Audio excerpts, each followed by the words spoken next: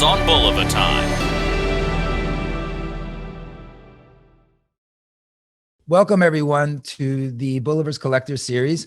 I'm really excited, as I always am, with all the great guests that I get to speak to.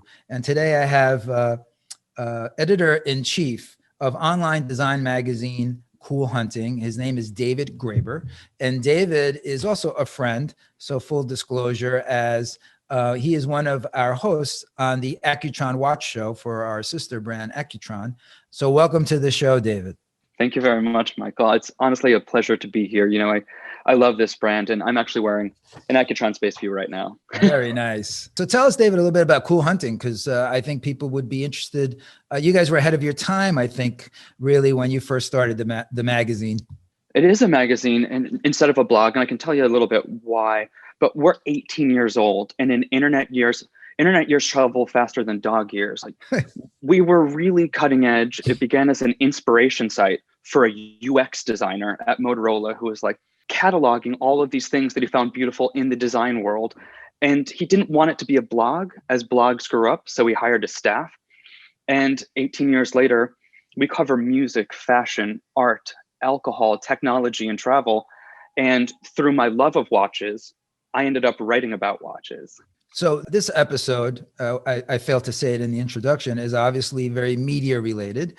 And Indeed. so I would say Bulova and Accutron both had a very cutting edge ideal when it came to communicating and marketing.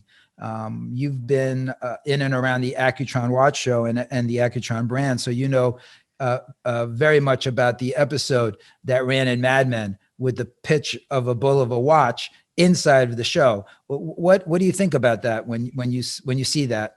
Do you know, I've watched that clip so many times. I actually have a background in advertising as well, and I feel like it hits the point.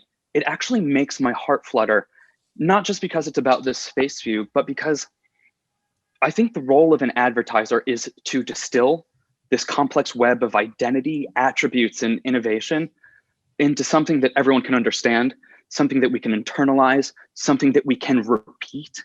And that pitch really turned something technical, something mechanical into something really, really emotional.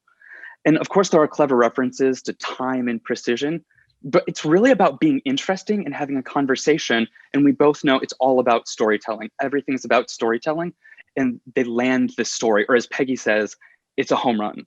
Right. Yeah, it's a great line with Freddie, who was pitching. Freddie, who was a character on Mad Men. I remember watching that show. I wasn't working for the company at the time because that episode is from many, many years ago now. And I remember seeing that, being in the watch business and saying, wow, that's incredible. That's incredible for a brand to be referenced like that.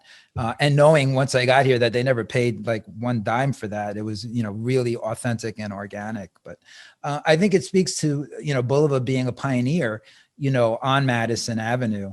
Can you bring us back a bit to that era of Milton Brew's agency, which was actually a reference book that was used during that time in terms of marketing? Do you know, I actually would go back further and say, everything began in the 20s, even before the firestorm of the 60s, which Mad Men sort of animates with such craft. But from those decades, the 20s through the end of the 60s, it was kind of like the wild west of brand allegiance. The media landscape continued to shift and change, and everyone was fighting. It was like a whirlwind of ego, because the best way to put it, I think it was the age of an idea, and your idea was your worth. I think the New York Times called it in a 2015 article, the era of the creative executive. And there was a reason why everyone was having 3 martini lunches. Stress was so high, drama was so natural, because a lot of these agencies were built around one hero client. And if you lost that client, there were mergers, there were closures. Everyone was fighting to be the most creative all the time, because that's what kept you alive. Also, there was this ability to create a phenomenon with a series of words associated with an image, static or moving, that can move across the country faster than ever before. So we're talking about lightning quick speeds and access into the homes of consumers.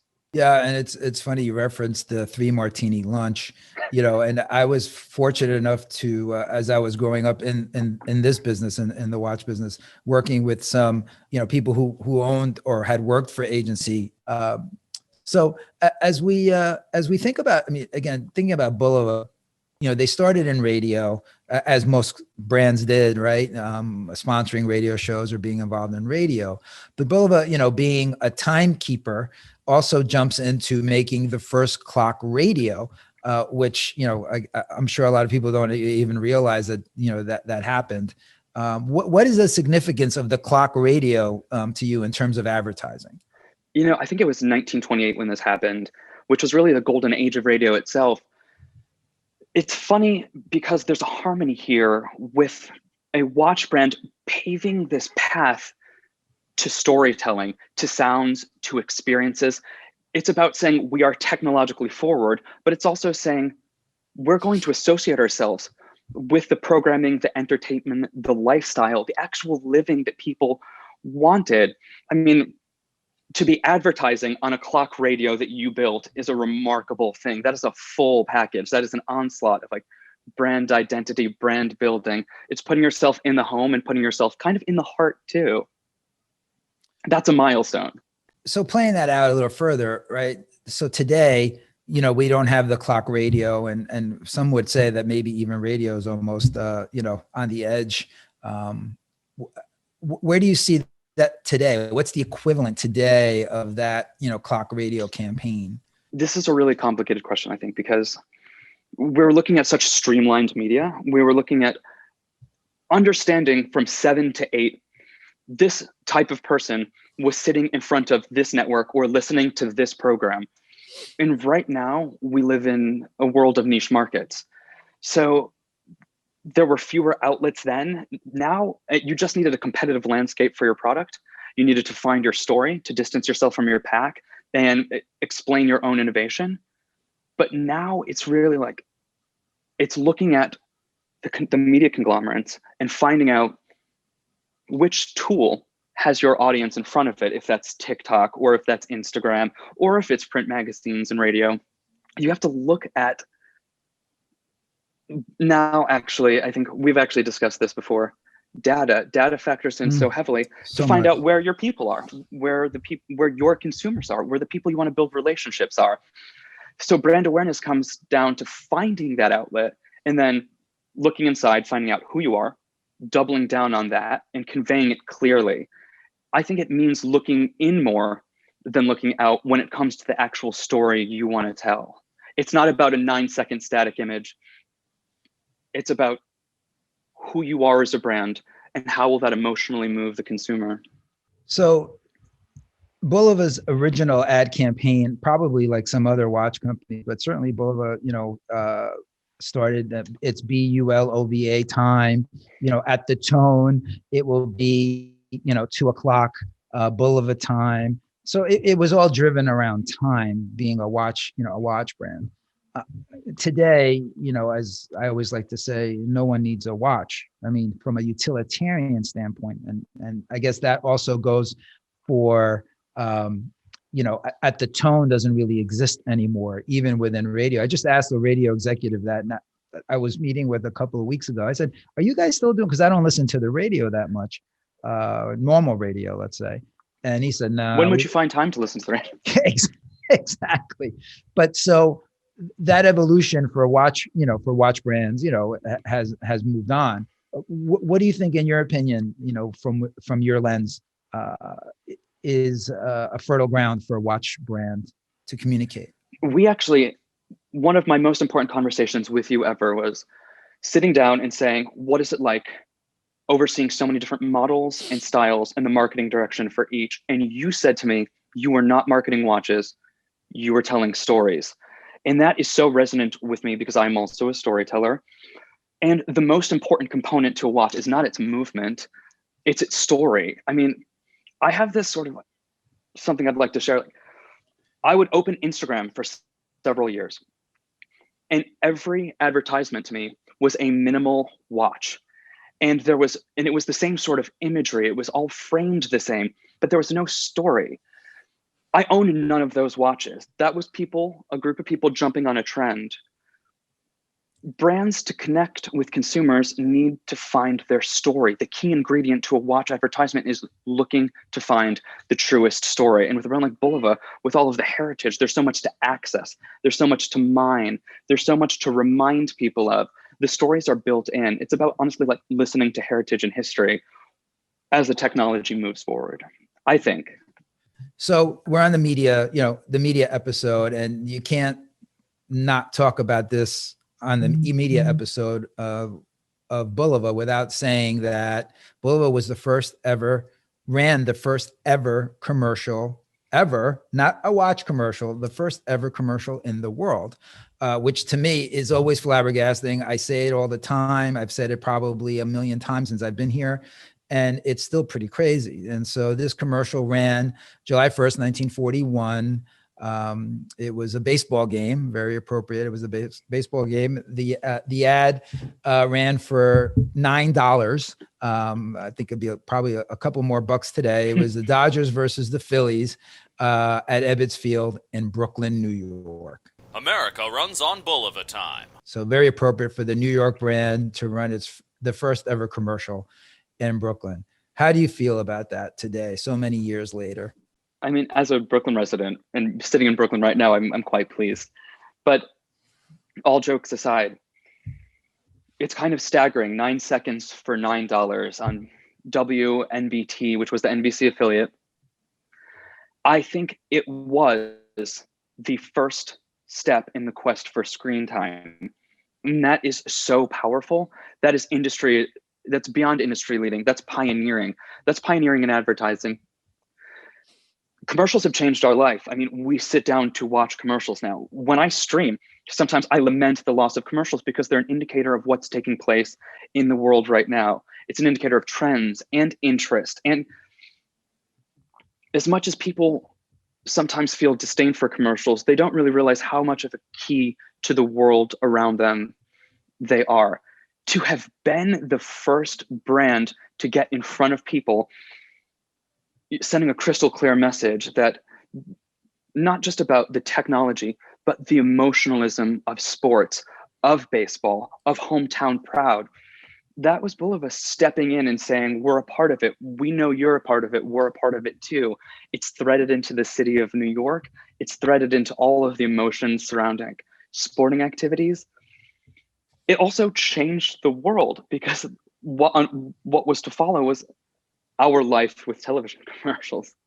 Yeah, no, it's and as that evolves, as that moves on, and we've come a long way from 1941, obviously in many different ways. But back then, the New York Times, understood the importance of that commercial, and they wrote, I don't want to botch it, so I'm going to read it, and wrote that Bulova's ad was TV's first attempt to attract prospective customers. So as someone who's in media, how are we doing today as a brand to attract new customers? I want to preface this by saying I am bombarded by ads. I step outside my apartment, there are billboards and posters. I open Instagram, there's an ad. I turn on the television, there's a commercial. I was walking through the subway, passing along 14th Street. It was a little haunting. It wasn't very populated. And all around me were Bulova advertisements featuring Frank Sinatra. And I felt support for the city. I felt connected to the city. I honestly felt relieved. I felt moved. And I felt like you guys got through. I felt like you reached me. You appealed to nostalgia, of course, but you struck a chord with today. This is a city that is going to be eternal. And there I saw you, prevalent, pronounced, crystal clear. And honestly, that was the most important advertising experience I'd had in a long time. And I'm not just saying that because I was involved in the brand, because I am involved in the brand. I'm saying that because I found it to be meaningful. It's really important right now also, like maintaining presence on social media. And I also immediately connected with your Proud New Yorkers campaign. which is running on Instagram right now. The reason why I like it so much, as a New Yorker, I understand that it means a lot to be a New Yorker, and that's not one identity. My New York identity is different than my neighbor's identity across the street, downstairs, someone who lives in Queens, someone who lives in Staten Island. But New York is comprehensive and combines all of those. It wraps us all up in a tough little knot. And for you to profile the Edge Harlem, this fusion bistro, and to go into the lives of New Yorkers, again, it made me enthusiastic about what you're doing, because you look to your past, but you're really speaking to the future. You mentioned Frank Sinatra, which was great, because I think that was the evolution of, our conversation about radio, so when we were talking about sponsoring radio and then the first clock radio, I think Bulova very naturally went from the radio medium to television as television was, coming on the scene. And I think we've all seen some of the old TV programs that had the show was basically sponsored by one sponsor. And I always wonder why we don't go back to that format, because I think it really weaves the brand into the show quite nicely. And it's hard to turn off or skip the commercial, because the commercial was literally embedded in the show.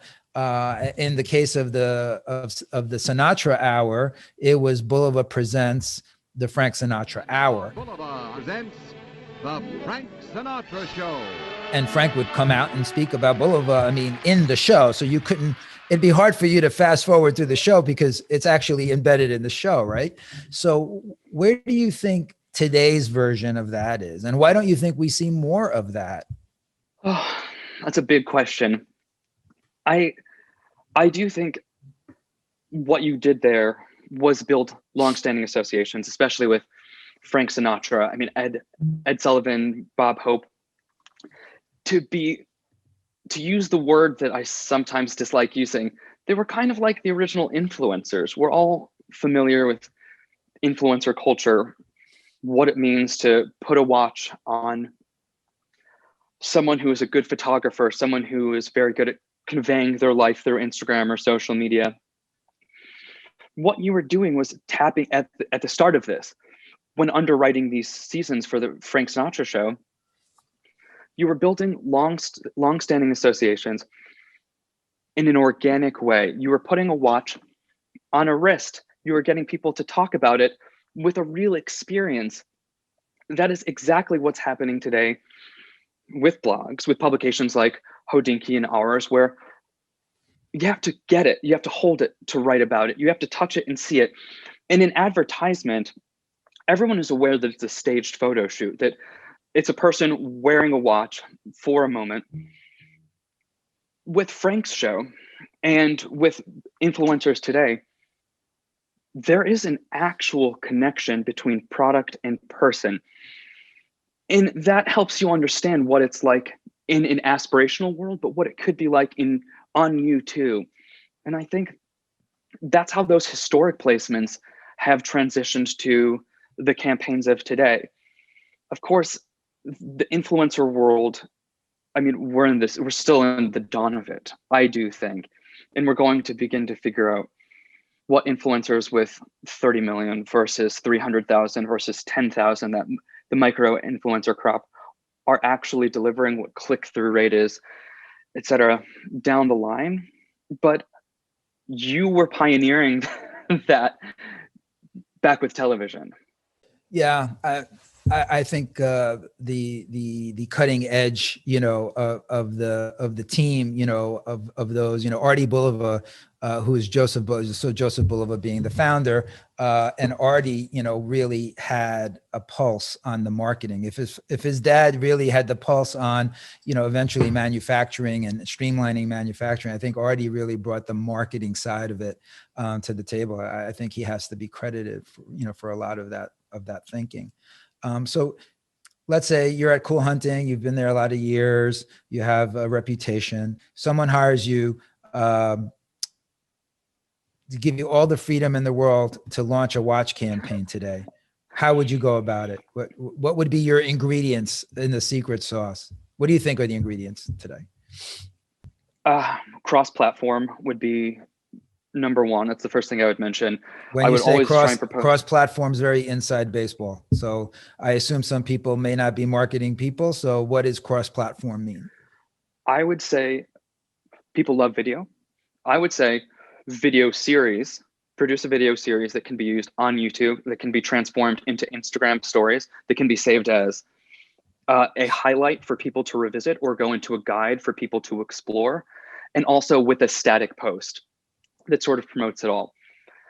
I think right now people are very drawn to TikTok, and I think that's because there's a polish to Instagram and there's a polish to a lot of YouTube, but TikTok, you can't really fake authenticity. It moves so fast, and I do think if someone were doing a campaign, put something on TikTok that shows people engaging in an authentic and honest manner with your product. I would say though, personally, I would love to make a PSA across all of those platforms talking about my disdain for smartwatches and my love my love for mechanical watches or automatic watches or watches with history and personality, because we have so few opportunities to accessorize, and a watch says a lot about you, and you're allowed to use your watch as a tool to say, this speaks to part of my identity. This has aesthetics that I value and values that I cherish. And I would love to do a PSA about that, because people are very interested in smartwatches, but I find like that their function removes from the splendor of the watch experience. I honestly collect watches. I love selecting my watch in the morning. It just feels special to me. Since this is a collector series, I have to ask the question, how many watches do you have? That's a really good question. A ballpark, obviously we're not going to count. I would say maybe 30 watches, okay. But I have a lot of watches that are design accessories more than haute horlogerie. But I run the gamut of price points is what I'm trying to say. And how do you select your watch in the morning? Is it what you're wearing? Is it what you're doing? All of the above? A lot has to do with what I will be doing that day, because I would like to pair my watch to the activity. Right. From aesthetics to actual, like, which strap would perform better in this weather. But a lot of the time, as I say about watches, like, it comes down to the gut. It really like what I'm feeling. And sometimes I will wear a watch 4 days in a row and I don't want to stop. I just want to keep wearing it. But I feel like I have the others I should explore, try them on. And if you're going to do the podcast for the Accutron watch show, the Accutron show, sorry, you have to make sure you're wearing your Accutron Space View electrostatic. Always, honestly, shameless plug. It's one of my favorite watches, and people do see it. And if they're not familiar with the brand, they do say, "What is that?" Because nothing else looks quite like it. This pristine example of retrofuturism design in 2021. I mean, it's quite profound that people are still trying to wrap their head around what they're seeing, but you can so clearly read the time within this space age module. It's really quite, it moves me. I have to go back to jump into media again, and I want to talk about collaborations and partnerships. I know that you're very much aware of a lot of the collaborations and partnerships that our brands have been involved with, Bulova specifically. We just saw the Grammys on Sunday. I'd like to get your feedback on that real quick. With Latin Grammys, we've also collaborated with the Windows of Hip Hop. We built the first ever sound studio in a New York City public school, which unfortunately COVID, we're a little delayed, but hopefully soon we'll be able to inaugurate that. So that's exciting.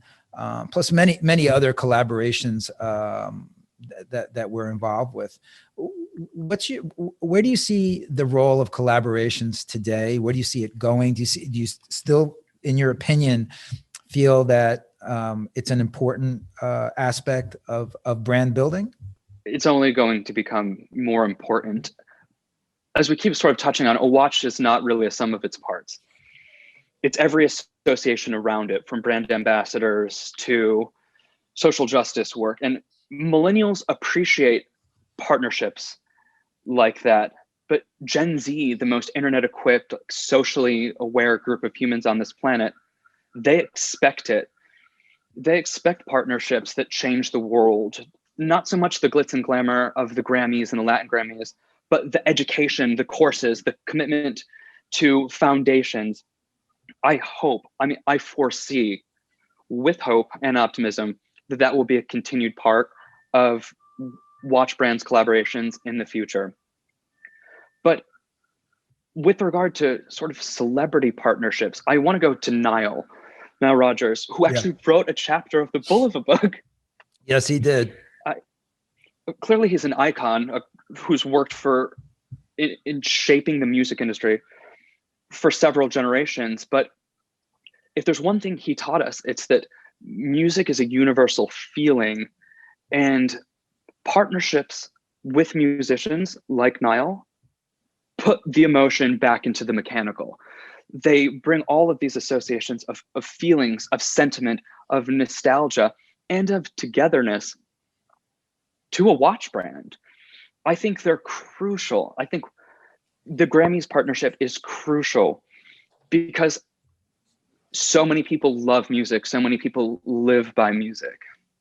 Okay, so let's tackle the last one. The watch world probably, I guess you could argue, has been a bit behind in advertising to women, to minorities, LGBTQ communities. Bulova has tried to be ahead of the curve there. I think, back in the 70s, the equal rights for equal, pay or equal time, ad was certainly ahead of its time. But how do you feel in general, from your perspective, that watch brands have done in terms of opening up to that segment of the consumer world? I do want to shout out to that ad, that equal pay, equal time ad, which, to visually explain it to people who might not have seen it, it's a man's hand and a woman's hand locked together in the air, both wearing an accutron. And it really was so important because brands need to be there for us to achieve equal pay, for there to be gender parity in the workplace. And that was a pioneering advertisement, and there needs to be gratitude for a brand who could at that time do something like that. I do think for years, watch brands would shrink their most popular releases, slap some diamonds on it, and call it a ladies version. I guess years later, some data was turned over that said many women wear men's watches too. So that became like a marketing point. But I think even before we get to the idea of marketing toward women, minority groups, the LGBTQ plus community, we need to talk about designing for them specifically. Like that is like, I've seen so many designs for navy blue dial trends or trends toward larger or smaller diameter sizes. But the products themselves are the best advertising tools as they are tailored to the groups outside of cisgender, heterosexual white males. Everyone can wear a watch. And if so many people want to wear watches, there just aren't a lot of people being reached with those watches. I do think, like as we discussed before, donating a portion of proceeds and making that clear to an applicable charity is a tremendous marketing tool. As much as I don't want it to be a marketing tool and I want it to be beneficial to that charity, it is a marketing tool because people care. I most certainly care. And I always take this into consideration when purchasing a watch. But all of this said, there is still a long way for everyone to go with regard to marketing to more diverse communities. And it really does begin with design. Yeah, and I always argue the point because there's a segment that says of people that will say, well, watch companies, and again, being a son, if you will, of the watch business, having been in it basically my entire adult life of work. But if you look at where watch companies come from, they're not necessarily the most diverse places, right? So if you think about Switzerland, as a location, if you think about Asia or Japan, who was, has been a very big player. I mean, these are not the most diverse cultural locations. I'm not saying Yes. the countries themselves, right? And then, you take a brand like Bulova, and I think it's funny that, we have done probably above average, let's call it. Not Indeed. we haven't done everything that we should or could, but above average. And I think that comes from being in the United States, being an American brand, being an American-based brand. I don't think those other two places that I mentioned are going out of their way not to, in my opinion. I just think culturally, it's where they are, also geographically, also where they are. And I don't think we have American kids, going to design school thinking about, oh, I want to become a watch designer, because it's not in the forefront of their mind, right? Because we're not doing a lot of that here. Yes. We're selling a lot of the timepieces here. We have buyers here, but we're not creating here. I think that, I don't know if I'm making sense with that. It does make sense. I think it's definitely, it's definitely an opportunity for designers. And I think there's an openness from watch companies, probably more so today than ever, to be able to have that, diversity in their on their teams, especially from the design side. I think they'll get a lot of interesting fresh designs, not the blue dial with the stainless steel case all the time. I think you'll end up in a different place, right? So where do you see consumption moving to in media? Where do you see, again, being at Cool Hunting and seeing trends maybe sooner than others? Where is the consumption going? You mentioned TikTok. Is that still viable moving forward? Is there something new on the scene coming? Where are you at with that? I like to say, follow the meme. There was a period of time where people were tweeting images that should have been on Instagram. Most recently, people are Instagramming TikToks that they've scraped and are using. Or find the origin and you'll find where the actual creativity is. And right now that is TikTok. I think it's the real origin source. Do I think an award show can translate to TikTok?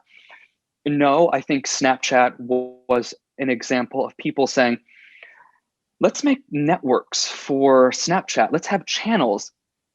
And I may have aged out of that because I'm not using that. I'm sure there are people using that. But a lot of talk recently has been about the value of award shows. I'm a huge award show supporter. For the Oscars, I make lists and lists of films. I will see all 80 films that are nominated in every category. And then I will watch the award show devoutly. But we're beginning to wonder, what is the role of an award today? And is there a way to translate that ethos and that support of a successful figure, maybe to social media in some way? I think that would be an interesting path to pursue in the future. I also think TikTok is here to stay. Are you on Clubhouse? You know what? I just heard of this Clubhouse about a month ago or so. We have not been on Clubhouse, but it seems really interesting. I think that is really a future, especially as the world in the last year has become very comfortable with this format that we're using right now. Yes. Clubhouse is really an interesting place. I think that has a lot of potential. I'm going to be hosting my first ever talk on Clubhouse actually later this week, just to give it a try. I've been listening in on some, and it provides interesting access and unencumbered dialogue in a really comfortable format. It's a way of just listening into a good conversation. I don't know if Clubhouse will be necessary down the line, but right now with boosts from an Elon Musk talk, it's been very valuable. It's been entertaining and engaging, and real dialogues happen there. It's not fluff. It's substantial. Isn't it basically the next version of what you could say is a magazine? But now, I mean, if you can imagine, Clubhouse is really an aggregator or an editor, right? So they have Elon Musk, they have David Graeber, they'll have whomever, but Yes. it's almost becomes, it brings a magazine to life. What would have been a magazine years ago where you would have read, 8, 10 stories in a magazine. I mean, today you can have an aggregator or someone who puts together a list of, and it's interesting. I mean, I think there's definitely different ways for this to go. I mean, will we need them as a technical venue? Maybe not, but will we want them to be an aggregator of guests or of themes? That could be interesting. But it goes back to what we were saying earlier about the rawness of TikTok. Whereas Instagram and YouTube can be very polished, Clubhouse is on the fly. It's people saying it like it is. People are not preparing statements. They're having a conversation. And that's definitely something that my generation and the generation below is seeking out. I do want to talk to you about the word magazine for 1 second. Cool Hunting has a daily newsletter, and it publishes every morning at 8 a.m.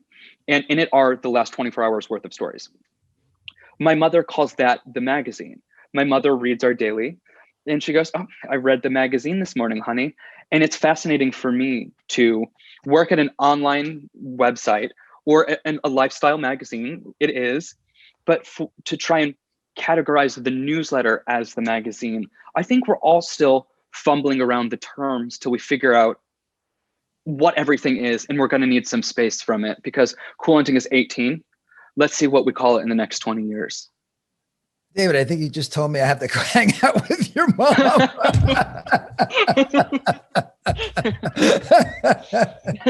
Oh God. No, but you're totally, I mean, these are vestiges of the past, right? I mean, the word magazine is certainly, it's almost like, but then you have things like books, and you would have thought that Kindle would have killed the book, but actually I think books are back more than ever. I see your generation and younger reading books, not reading Kindles or, their phone. I mean, they're reading a book, which I think is great.